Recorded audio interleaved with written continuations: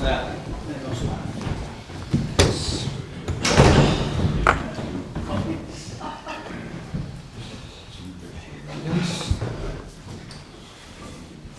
Already, start guarding. Russell, we spoke about a lack of harmony after the defeat on Wednesday. What sort of response have you had from your team since then? Does it feel a bit more harmonious going into Sunday? We've had a lot of conversations, yeah. As a group, individually, players, staff, good conversation, but now it's just time for action. So we can talk as much as we want, train as well as we want, but now we have to make sure we deliver a performance on Sunday. You also said there could be some players that leave the club before the window shuts. Is there any update on the likes of Nico Raskin or Celtic? No, I think the club will update you as and when. The same as if we sign any players, the club will update you as and when that becomes anything. Is Nico Raskin in the squad for Sunday? I think everyone's here, everyone's available, and the squad and the team will be picked on what we think is the best way to win the game. So just for clarity, Nico trained today and is... Nico is in training today. Yes, and he's in the squad for Sunday? I've just said to you, the whole squad is here, things can change, transfer window's open, so I can't tell you anyone's going to definitely be in the squad or not. Russell, you said that after the match in Bruges the other night that you had the support of Kevin and Patrick. Have you had any conversations with the owners like Andrew Ragg since that match? Yeah, I've spoken to Andrew, yeah. Was that in terms of getting support from them or? Yeah, just an honest conversation. It has been from day one, so nothing's changed. I didn't get any different feeling from them. They've been great and really supportive, and he'll be at the training ground tomorrow as well, which was planned already, so I look forward to seeing him. Do you feel any extra sense of importance in this match with regards to your position? No, I think this game is always going to be important for anyone. So it's our fourth league game. The manner of defeat makes everything feel terrible. We've qualified for Europa League. We have a chance to put things right on Sunday. All focus is on that after Wednesday night, and now it's about responding properly. Can I just follow up on a Nico Raskin question? You'll get exactly the same answer, honestly. How would you describe your relationship with him? I would describe my relationship with all the players, all the staff, as honest, open, and I don't think you can have anything else apart from that. Would you say there's a breakdown in that relationship? There's not a breakdown in any relationships here. If it's honest and open, there can't be a breakdown in any relationships.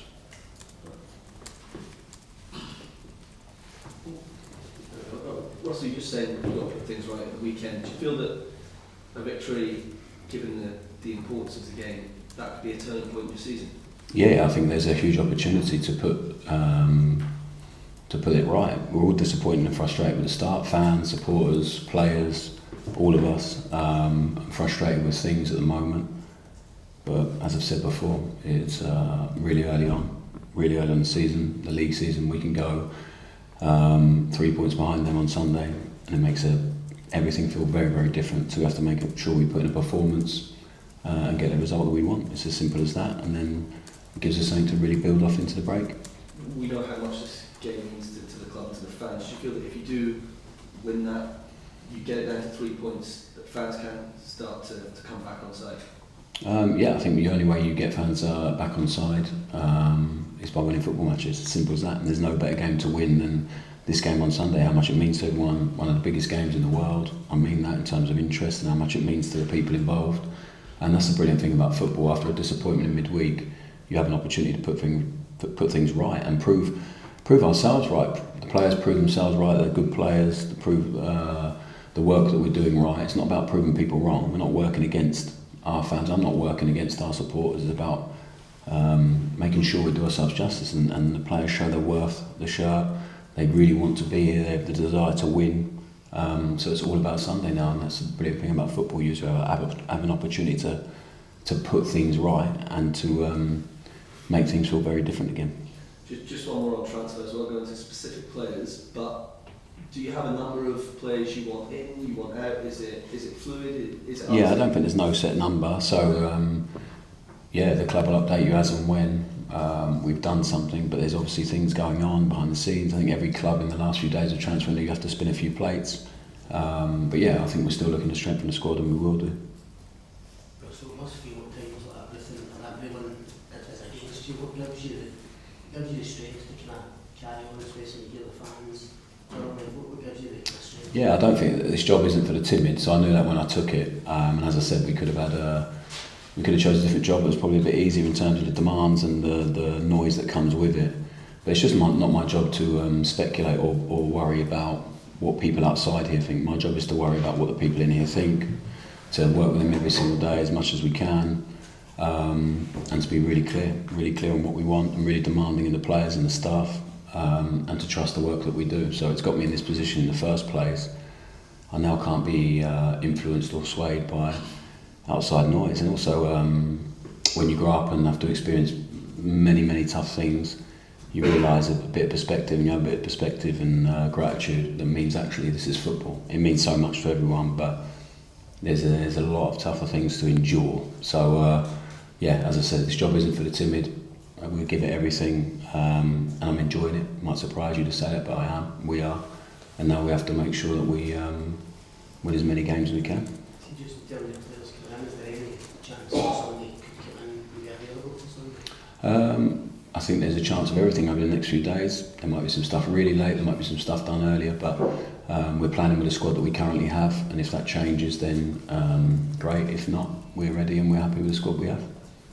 So when you come into this club as a player in 2018, you were an experienced guy, 32 years old, 400 odd games, Scotland international.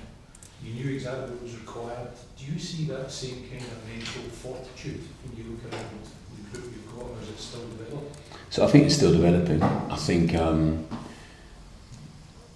some players can have a difficult start to their career, and I speak to some of the guys that are now classed as legends of the club and had amazing careers here that had to endure a really tough start at this club because they didn't hit the ground running straight away. It surprises people, the enormity of it, because it's so different. The old firm is so different, it's so unique, the challenge it brings playing for this football club, the expectation, the size of it. Until you get here sometimes you don't understand it, and so I think some players you have to be patient with, and they have to grow through that difficult start, that difficult period. We've got players in the squad now. Some of the conversation we had this week, we spoke about their own tough starts here, and how you have to really fight and dig in to overcome that. And I've got players that we are convinced will do that.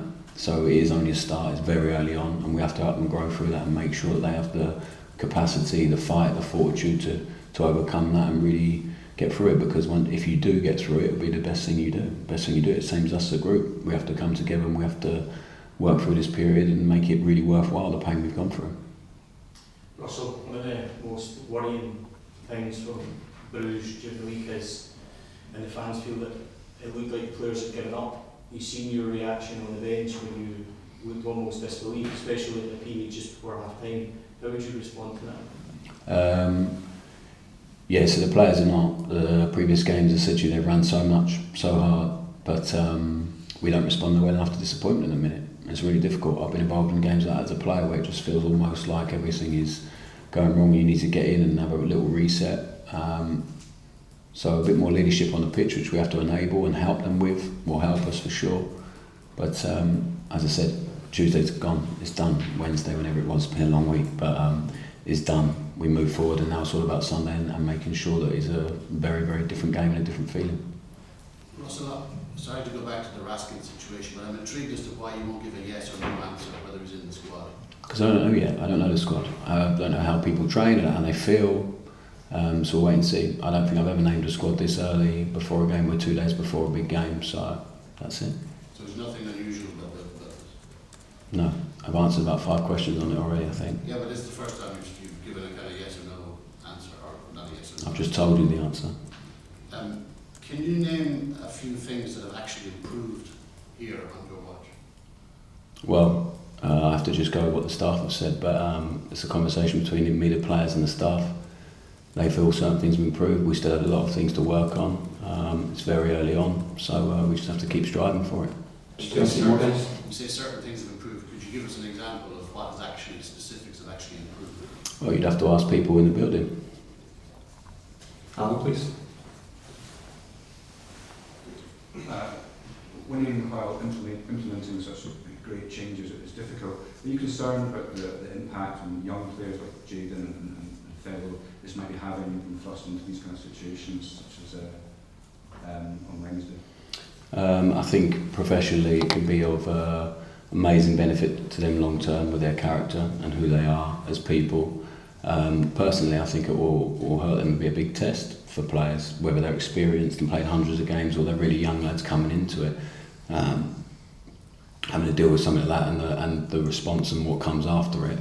But as I said, it's nothing worthwhile having is without some sort of pain. So for them individually and us as a group, we have to make sure it's all worthwhile, and we can really start that process by making sure we overcome that by putting in a really good performance and winning the game on Sunday. Last two guys. Hi Russell, against Bruges you didn't make a good start. Are you concerned about the atmosphere in the stadium if you weren't to make a good start on Sunday? No, I said to you, it's not about what happens, it's about our response to it. So we have to make sure we start the game properly. If we have a difficult moment in the game, we have to make sure we respond to it properly.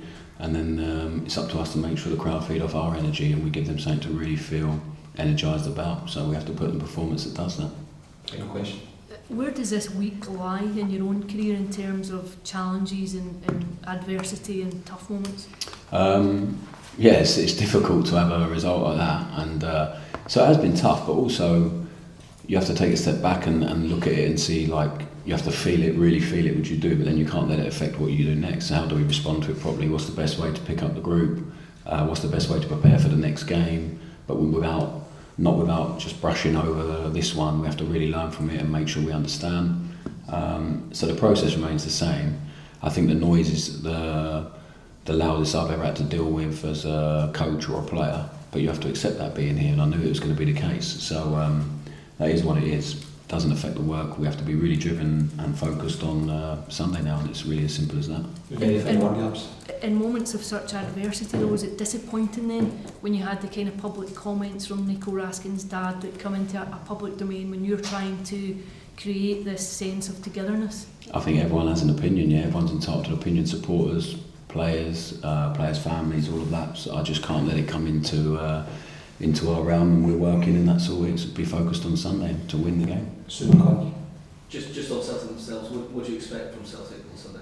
I think the same as you would expect in an RFL game at any point. Whatever's happened before, I think goes out the window. It's all about Sunday and who handles the occasion best and who's done their work and who's prepared. And we have to make sure we focus on ourselves and make sure we're ready for that.